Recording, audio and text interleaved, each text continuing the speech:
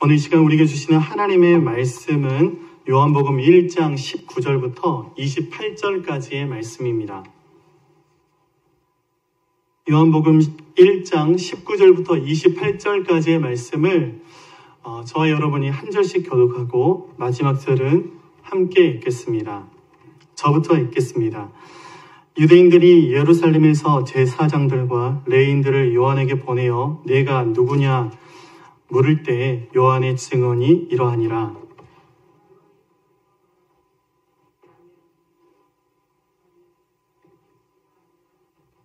또 묻되 그러면 누구냐 내가 엘리야냐 이르되 나는 아니라. 또 묻되 내가 그 선지자냐 대답하되 아니라.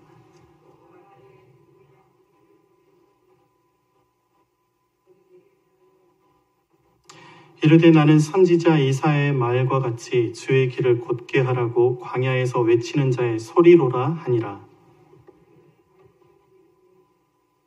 또 물어 이르되 내가 만일 그리스도도 아니요 엘리야도 아니요 그 선지자도 아닐진데 어찌하여 세례를 베푸느냐.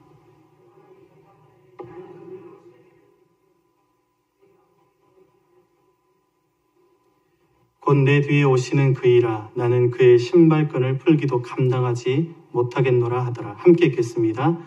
이 일은 요한이 세례 베풀던 곳 요단강 건너편 베다니에서 일어난 일이니라. 아멘. 오늘 예배 가운데 나오신 우리 사랑하는 성도님들 한 분 한 분을 주님의 이름으로 환영하고 축복합니다. 오늘 본 말씀을 중심으로 존재와 목적을 알게 하소서라는 제목으로 주님의 말씀 나누겠습니다. 여러분들 혹시 여러분들을 향해서 당신은 누구입니까? 그렇게 묻는다면 어떻게 대답하시겠습니까? 이름을 말씀하시는 분도 계실 것이고 저희가 일본에서 살고 있기 때문에 또 국적을 말씀하시는 분들도 있을 것입니다. 또 하는 일도 말씀하시는 분들도 계실 것입니다. 저 이름은 김현이고 한국 사람이고 목사입니다. 이렇게 말입니다. 틀린 대답은 아닙니다. 그렇지만 오늘 본문 말씀 19절에서처럼 당신은 누구입니까? 라는 그런 질문은 근본적으로 이런 개인의 정보를 묻는 것이 아닙니다. 바로 존재에 대한 질문인 것입니다. 내가 어떠한 존재인지 아는 것은 너무나 중요합니다. 왜냐하면 내가 누구인지를 알아야 어떻게 살아야 하는지, 어떻게 살지 않아야 하는지 알 수 있기 때문입니다. 제가 몇 달 전에 실제로 출근길에電車 안에서 경험했던 일이었습니다. 아침에 출근을 하다 보니까 많은 사람들이 이렇게 같이 출근길에 사람들이電車를 많이 탔는데電車를 탔는데 앉을 자리가 없었습니다. 그래서 어떤 이렇게 자리에 앉아있는 분 그 앞에 서 있었습니다. 그런데 참 감사하게도 그분이 다음 역에서 내리시는 거예요. 제가 그분 앞에 서 있었기 때문에 비켜줘야 그분이 내리실 수 있지 않겠습니까? 네, 많은 그런 경험들이 있으실 텐데 그래서 살짝 이렇게 비켜드리고 그분이 일어서고 나가시니까 제가 그 자리에 앉았습니다. 이게 당연한 것 아니겠습니까? 그런데 제 뒤편에 반대쪽을 향하고 서 있던 그 일본 아저씨가 저에게 막 소리를 지르시는 거예요. 앉았다고. 예. 나이가 뭐 70세, 60세 이렇게 할아버지가 아니셨습니다. 그냥 중년 아저씨셨어요. 그래서 제가 너무나 황당해가지고 일본말로 뭐라 이렇게 말을 해야 되지 않겠습니까? 그래서 솔직히 좀 기분이 상하더라고요. 저 사람이 혹시 내가 한국 사람인 거 알고 이렇게 함부로 나한테 소리를 지른 것일까? 뭐 이런 생각도 들면서 그때 제가 대답을 이렇게 했습니다. 와타시가 고노 마이니 타테테 마시다. 이렇게 아주 친절하게 말씀드렸어요. 여러분 강하게 어필하고 싶었습니다. 내가 여기 앞에 앉아 있었는데 왜 아저씨가 화를 내는 거예요? 이렇게 이야기하고 싶었습니다. 그런데 정작 내뱉어진 말은 제가 이분 앞에 서 있었는데요. 이렇게 이야기를 한 거예요. 여러분 왜 강하게 어필하지 못했습니까? 왜 제가 참았겠습니까? 물론 일본말이 어눌해서 그랬을 수도 있을 것 같습니다. 일본말이 이렇게 표현을 확 해야 되는데 송케이고가 나오는 거예요, 먼저. 네. 그런 적 있으시죠? 근데 여러분 제가 왜 화를 못 냈냐 하면 제가 하나님의 자녀이기 때문에 그랬습니다. 제가 목사이기 때문에 그랬어요.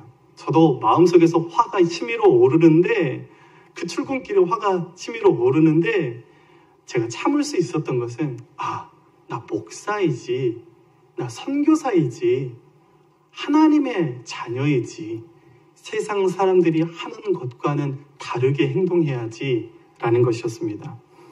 그러고 보니까 세상이 이렇게 혼란스러운 것은 많은 사람들이 내가 누구인지를 모르고 살아가고 있기 때문에 그렇다는 생각이 듭니다.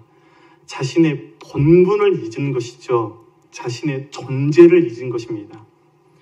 자신이 아버지이다, 어머니다 라는 그런 본분을 잊고 있기 때문에 자녀들에게 학대하고 함부로 하기도 하는 그런 뉴스들을 우리는 종종 접하게 됩니다. 자신이 교사인 것을 잊어버렸기 때문에 그 본분을 잊어버려서 학생들에게 부끄러운 짓을 하기도 합니다. 학생들도 자신이 학생이라는 것들을 잊고 있기 때문에 교사의 권위를 무시하고 배움의 시기를 낭비하는 것을 우리는 보게 됩니다. 안타까운 것은 그리스도인들도 마찬가지라는 것입니다. 내 자신이 그리스도인, 그러니까 하나님께, 예수 그리스도께 속한 자라는 그런 사실을 잊고 살기 때문에 자기의 뜻대로, 내 마음 가는 대로 그렇게 살아간다라는 것입니다. 우리는 하나님께서 세상으로 보냄받은 하나님의 사명자들 아닙니까? 그런데 그것을 잊고 있기 때문에 세상과 타협하면서 세상 사람들과 똑같이 살아가다 보니까 맛을 잃은 소금처럼 세상에 나아가서 밟히며 사는 모습들을 안타깝게 우리는 자주 보게 되는 것입니다. 여러분, 그렇기 때문에 우리는 우리 자신이 어떠한 존재인지를 알아야 합니다. 하나님의 백성임을 매 순간 우리는 잊지 말아야 하는 것입니다. 그리고 우리는 삶 가운데서 하나님의 백성답게, 하나님의 구원받은 자녀답게 살아가는 것입니다. 세상은 우리에게 그저 열심히 살라고 말합니다. 그러면 성공할 수 있다라고 그렇게 동기부여합니다. 그래서 저는 여러분께 말씀드립니다. 단지 열심히 사는 것이 중요한 것이 아니더라고요.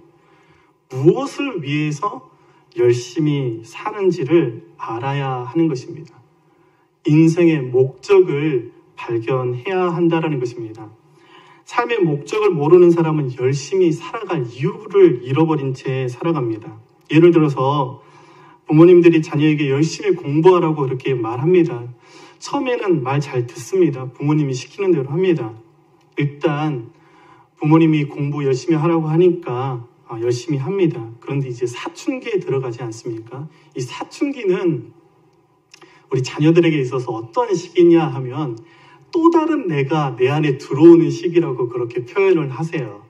우리 아이가 달라졌어요. 이렇게 부모님들이 많이 표현하지 않습니까? 사춘기에 들어가면 왜 공부해야 되는지 해답을 여전히 찾지 못하면 공부에 흥미를 잃어버립니다. 그때는 부모님이 아무리 공부를 열심히 하라고 해도 듣지 않습니다. 잔소리로밖에 들리지 않는다라는 것이죠. 우리 자녀들에게 저는 이야기하고 싶습니다. 자주 해주는 얘기가 있어요. 부모님들 잔소리 틀린 말 하나도 없다라는 거예요. 잔소리는 다 맞는 말씀만 하십니다. 우리 자녀들이 지금 앉아있어서 드리는 말씀이에요. 그런데 문제는요, 맞는 말이어도 기분 나쁘게 하신다는 거죠. 부모님들 맞는 말을 기분 좋게 하실 수 있는 그런 지혜가 있으셨으면 좋겠습니다. 그런데 우리 자녀들이 청소년의 시기에 그렇게 공부해야 하는 그런 목적이 생기지 않습니까? 그러면 그렇게 싫던 공부를 열심히 합니다. 태도가 달라지는 것이에요. 여전히 공부가 좋은 사람이 어디 있겠습니까? 여전히 공부가 좋지는 않을지라도 공부하고 싶지 않은 그런 마음들 물리칠 수 있는 것입니다. 내가 열심히 공부해야 할 비전이, 목적이 생겼기 때문입니다. 여러분, 그렇게 오늘 본문 말씀은 우리에게 우리 자신의 존재와 삶의 목적에 대해서 말씀해주고 있습니다. 오늘 말씀을 통해서 내가 누구인지에 대한 그리고 삶의 목적에 대한 흔들리지 않는 분명한 믿음이 생기기를 주님의 이름으로 축원합니다. 오늘 본 말씀을 보면 예루살렘에 있는 유대인들이 이 제사장들과 레인들을 세례 요한에게 보냅니다. 왜 이 유대인들이 요한에게 보냈을까요? 우리 후반절을 말씀을 보면 바리새인들이 그렇게 보냈다라고 그렇게 이야기를 하고 있는데, 세례 요한이 회개의 말씀을 전파하니까 예루살렘에서 온 유대와 요단강 사방에서 수많은 사람들이 몰려와서 세례 요한에게 세례를 받으려고 했습니다. 사람들이 어쩌면 세례 요한이 하나님께서 약속하신 그런 메시아, 그리스도라고 생각했기 때문에 그것을 확인하고 싶었던 것입니다. 세례 요한이 정말 하나님께서 보내신 그리스도인지를 물었습니다. 그래서 유대인들이 파송한 사람들이 요한에게 묻습니다. 너는 누구냐? 이렇게 묻는 거예요. 그 물음에 대해서 요한이 분명하게 말하고 있습니다. 너는 누구냐? 이야기했는데 나는 그리스도가 아니라 라고 답을 하고 있는 것입니다. 여러분, 그러니 우리가 내 자신이 어떤 존재인지, 나의 본분이 무엇인지, 삶의 목적이 무엇인지를 알기 위해서는 먼저 우리가 내 자신이 무엇이 아닌지를 분명히 알아야 합니다. 세례 요한은 수많은 사람들이 몰려와서 자신에게 세례를 받을 때에도, 자신을 따를 때에도 내가 그리스도가 아니라라는 그런 사실을 분명하게 알고 있었습니다. 여러분, 죄송합니다. 미친 사람 아니거나 아니면 사탄에게 미혹되지 않는 이상 내가 그리스도라고 말하는 사람 없지 않겠습니까? 그런데 우리 한국에서 내가 그리스도라고 이야기하는 사람들이 12명이 넘는다고 하더라고요. 여러분들 잘 아시죠? 돌아가신 문선명 씨나 이런 분들이 내가 메시아라고 그렇게 이야기를 했습니다. 여러분, 우리는 보통 그렇게 이야기하지 않지 않습니까? 그렇지만 수많은 사람들이 실제로 삶 가운데에서는 내가 마치 그리스도인냐? 내가 내 삶의 주인이냐? 내 삶에 하나님이 나인 양 살아가는 사람들이 너무나 많다라는 것입니다. 내 인생에서만큼은 내가 하나님이야. 내 가정에서는 내가 하나님이야. 회사에서는 내가 하나님 같은 존재야 라고 생각하면서 살아가는 사람들이 참 많다라는 것입니다. 최초에 사람에게 있었던 유혹은 하나님처럼 되고자 하는 것이었습니다. 최초의 사람은 이 유혹에 넘어가 버리고 말았습니다. 그래서 자신의 인생뿐만 아니라 가정도 깨어진 것을 우리는 보게 됩니다. 그렇게 아담은 에덴 동산의 주인이 따로 있었음에도 불구하고 자신이 주인 되려고 했습니다. 우리는 어떻습니까, 여러분? 성경 말씀을 보면 그렇게 살았던 사람들이 참 많이 등장하고 있습니다. 그 중에 한 사람을 소개하자면 구약시대의 바벨론의 느부갓네살 왕이 그런 사람이었습니다. 이 느부갓네살 왕이 바벨론 왕궁을 이렇게 거닐면서 스스로에게 그렇게 이야기를 하는 것입니다. 다니엘 4장 30절 말씀인데요. 우리 한번 같이 읽어보겠습니다. 시작.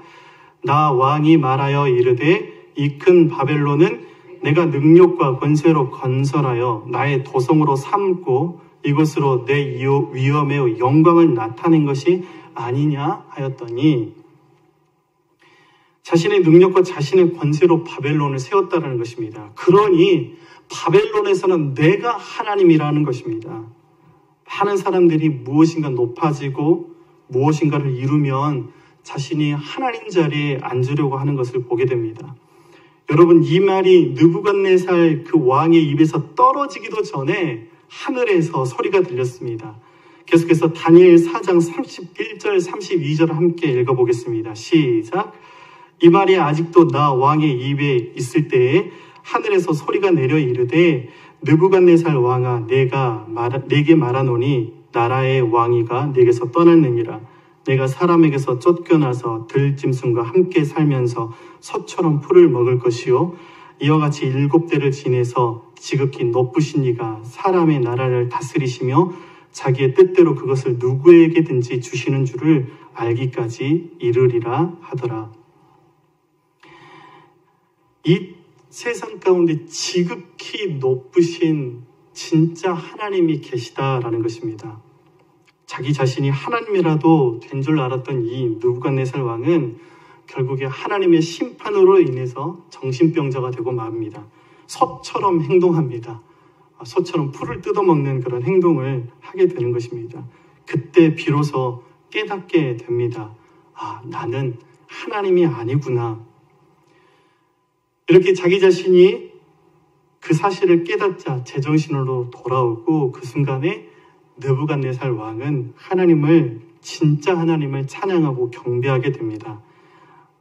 우리 다니엘 4장 37절 말씀인데 마지막으로 한 번만 더 같이 함께 읽어보겠습니다.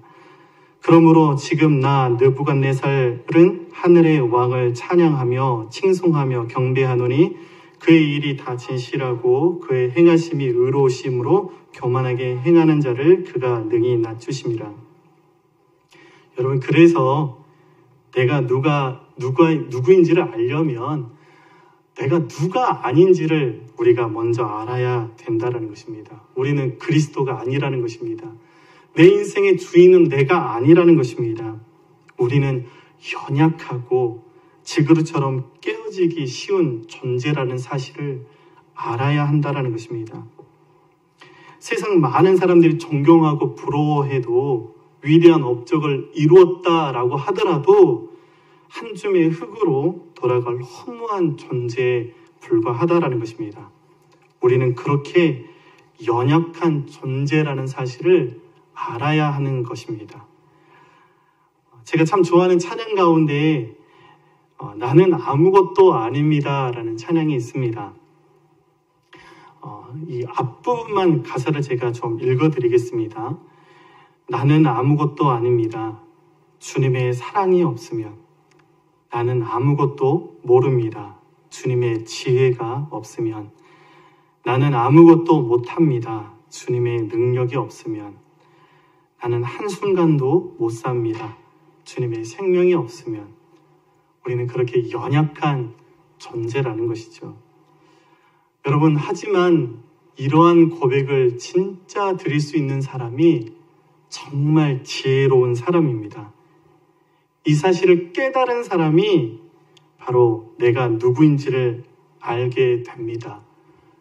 이 사실을 깨닫는 사람이 하나님의 능력과 하나님의 지혜와 하나님의 역사하심을 경험하게 되는 것입니다. 많은 사람들이 이 사실을 깨닫고 주님께 이렇게 고백합니다. 주님, 나는 주님의 종입니다. 많은 분들이 그렇게 말씀하시죠. 목사님들만 주님의 종이라는 거예요. 네, 아니요. 우리 모두가 주님의 종입니다. 우리는 예수님을 주님이라고 부르지 않습니까? 예수님을 주님이라고 부른다는 것 그 자체가 바로 나는 예수 그리스도의 종입니다 라는 고백인 것입니다. 그렇게 세례 요한도 자신이 누구인지에 대해서 이렇게 고백합니다. 27절 말씀인데요. 나는 그의 신발끈을 풀기도 감당하지 못하겠노라 고백합니다. 당시 이스라엘에서는요, 신발끈을 풀어주는 사람은 종들이었습니다. 종이나 하는 일이었어요. 이스라엘은 광야이지 않습니까? 샌들을 신고 집에 들어가면 발에 온갖 먼지와 더럽게 되어 있습니다. 그러면 그 집에서 가장 낮은 사람이 또 종이 있다면 그 종이 나와서 신발끈을 풀고 샌들에 이 신발끈을 풀어주고 주인의 발을 씻기는 것이죠. 그래서 예수님께서 마지막 날 밤에 제자들의 발을 씻기실 때 어떻게 주님이 선생으로서 우리의 발을 씻기십니까? 오히려 우리가 주님의 발을 씻겨야 되지 않겠습니까? 라고 고백했던 것입니다. 여러분, 세례 요한의 고백처럼 우리는 예수 그리스도의 종이라는 그런 사실들을 날마다 고백할 때 하나님의 은혜를 우리가 경험하게 될 줄로 믿습니다. 여러분, 세례 요한만 예수님의 종입니까? 성경의 많은 인물들이 계속해서 고백하는 것은 나는 예수 그리스도의 종입니다 라고 그렇게 고백을 합니다. 바울 사도도요, 로마 교회에 편지를 보내면서 자신을 소개할 때 나는 예수 그리스도의 종입니다 라고 그렇게 고백을 합니다. 베드로 사도는 어땠습니까? 베드로 사도 역시 베드로 전후서에서 나는 예수 그리스도의 종입니다라고 고백합니다. 여러분, 야고보와 유다는 어떻습니까? 야고보와 유다는 예수님의 어머니인 마리아가 낳은 아들들이었어요. 육적으로 보면 예수님의 동생들이었습니다. 그럼에도 불구하고 야고보서에서 말씀하고 있는 것은, 유다서에서 고백하고 있는 것은 자신들을 예수 그리스도의 형제라고 그렇게 고백하지 않습니다. 자신들을 예수 그리스도의 종이라고 소개하고 있는 것입니다. 여러분, 이것은 비단 세례 요한, 바울, 베드로, 야고보, 유다만의 고백이 아닙니다. 예수 그리스도를 주님으로 고백하는 우리 모두의 고백이 되어야 하는 것이고, 우리 모두가 예수 그리스도의 종이라는 것입니다. 성도님들마다 하는 일이 다릅니다. 가정주부도 있으시고, 학생도 있고, 회사 사장님도 계시고, 회사원들도 계시고, 가게를 운영하는 사람도 있습니다. 살아가는 모양은 다 다릅니다. 그렇지만 우리의 존재는 어디에 있냐 하면, 우리의 정체성은 어디에 있는 것이냐 하면 바로 예수 그리스도의 종에 있다라는 것입니다. 여러분, 그러한 예수 그리스도의 종인 우리들의 인생의 목적이 무엇입니까? 바로 인생의 목적이 예수 그리스도가 되어야 할 줄로 믿습니다. 우리 인생의 목적은 예수님만 사랑하는 것입니다. 우리 인생의 목적은 예수님만 섬기는 것입니다. 우리의 인생의 목적은 그러한 예수님만 따라가는 것입니다. 일주일 살아갈 때에 그렇게 우리의 주인 되신 예수님을 따라가는 우리의 삶, 우리의 교회 되었으면 좋겠습니다. 요한복음 15장 말씀을 보면 예수님이 포도나무라고 말씀하고 있고 우리는 가지라고 말씀하고 있죠. 여러분들 혹시 포도나무에 사과가 열리는 거 본 적 있으십니까? 우리 아이들이 있는데 포도나무에 배가 열리는 거 본 적 있으세요? 포도나무에는요, 포도만 열리는 것입니다. 이 말씀은 우리 삶의 목적을 분명하게 가르쳐주고 있습니다. 그러니 여러분, 우리 삶 가운데서 맺어야 할 열매는 예수 그리스도의 열매인 것입니다. 포도나무는 어디에 심겨져 있어도 여러분 포도 열매를 맺습니다.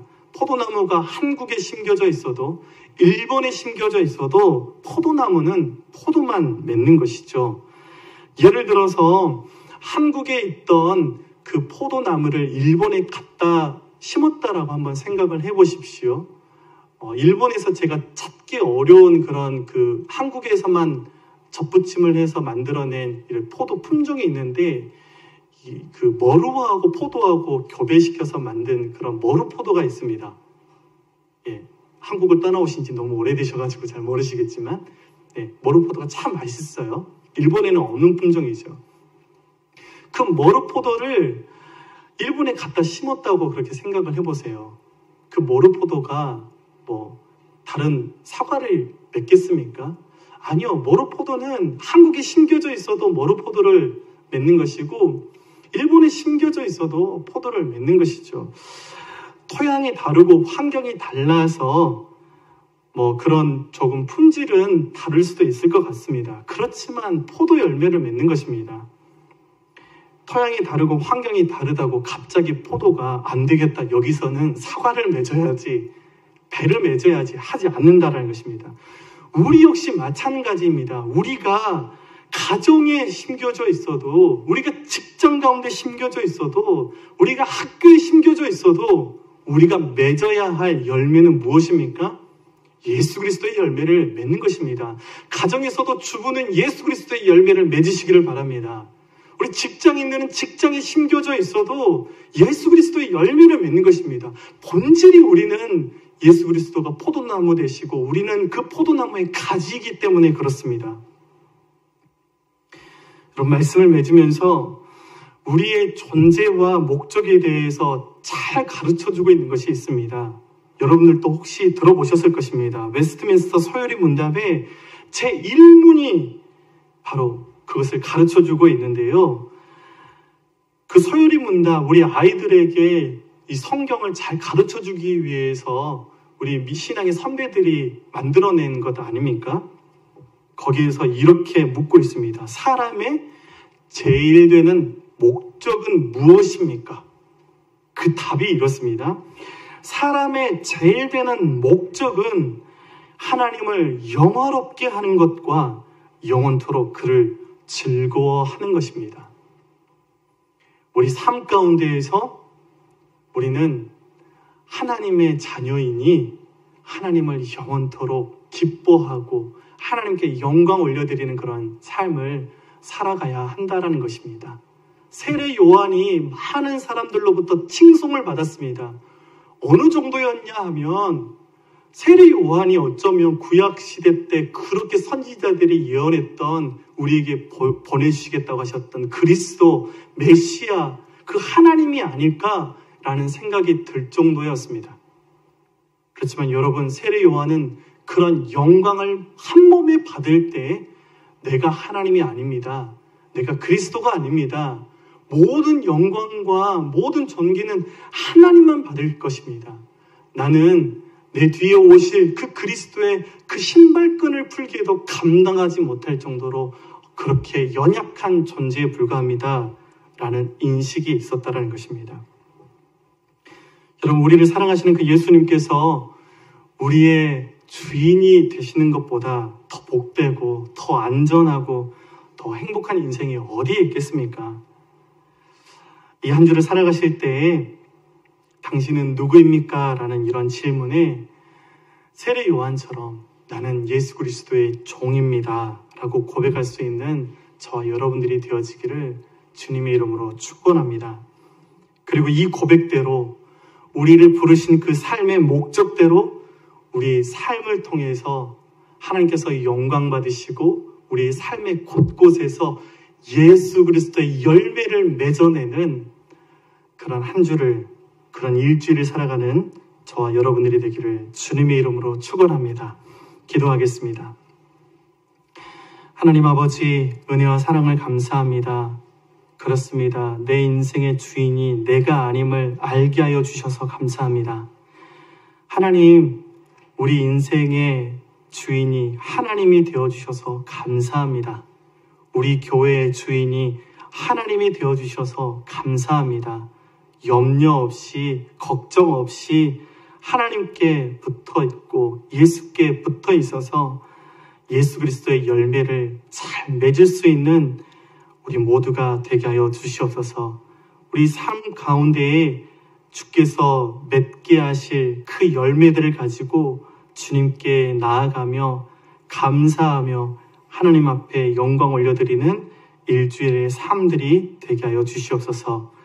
우리가 하나님 이제 가정으로 나아갑니다. 이제 직장으로 나아갑니다. 학교로 나아갑니다. 부르신 그곳에서 주님을 높이며 예수 그리스도를 증거하는 삶 살아내게 도와주시옵소서. 하나님께서 지켜주시고 붙잡아 주시옵소서. 시냇가에 심겨진 나무처럼 철을 따라 과실을 맺는 주의 백성들 되게 하여 주시옵소서. 모든 삶을 주님께 의탁드리며 예수 그 귀하신 이름으로 기도드립니다. 아멘.